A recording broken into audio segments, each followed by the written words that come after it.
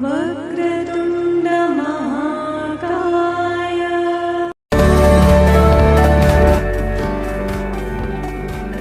Hello friends, welcome to our channel. ఈ కథ ఏమిటో చూద్దామా. అనగనగా ఒక అడవిలో ఒక గుహ ఉంది. అందులో చాలా కాలంగా ఒక పులి నివసిస్తుంది. అక్కడే దగ్గరలో జువ్వి చెట్టు పైన ఒక కొంగ కూడా నివసిస్తుంది. ఈ రెండిటికి బాగా స్నేహం కుదిరింది. ఒకరోజు పులి వేటకు వెళ్తే దానికి ఒక పొట్టేలు దొరికింది. చాలా సంతోషంగా తింటుంటే దాని గొంతులో ఒక ఎముక విరిగిపోయింది. ఎంత ప్రయత్నించినా ఎముక బయటికి రాదు. దిగులుగా కూర్చుని బాధపడుతుంది. ఇంతలో కొంగ వచ్చి, ఏమైంది మిత్రమా అని అడుగుతుంది.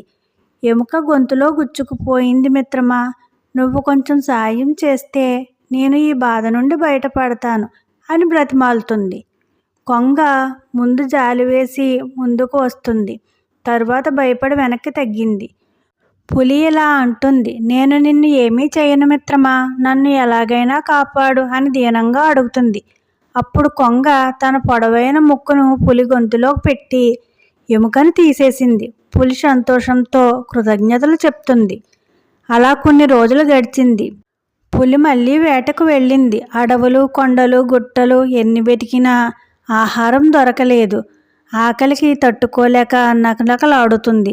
ఇంకా చేసేది లేక ఒక ఉపాయం ఆలోచించుకుని దిగులుగా కూర్చుంటుంది. ఇంతలో మళ్ళీ కొంగ వచ్చి, ఏం జరిగింది, అలా ఉన్నావు అని అడుగుతుంది. పులి ఇలా అంటుంది, ఏముంది, నా గొంతులో మళ్ళీ ఎముక ఉండిపోయింది. నిన్ను ఎన్నిసార్లని సాయం అడగను అని బాధపడుతున్నట్టు నటిస్తుంది. ఈసారి కొంగ మాత్రం ఇలా అంటుంది, ఇందులో ఏముందిలే, సరే మిత్రమా అని తన పొడవాటి ముక్కును పులి గొంతులో పెట్టి తడిమింది.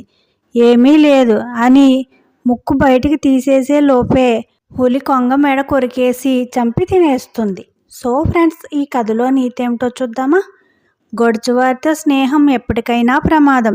వారి స్వార్థం కోసం, స్వలాభం కోసం సొంత వారినైనా సరే అవసరం తీరాక ఇబ్బందుల్లో పడేస్తారు.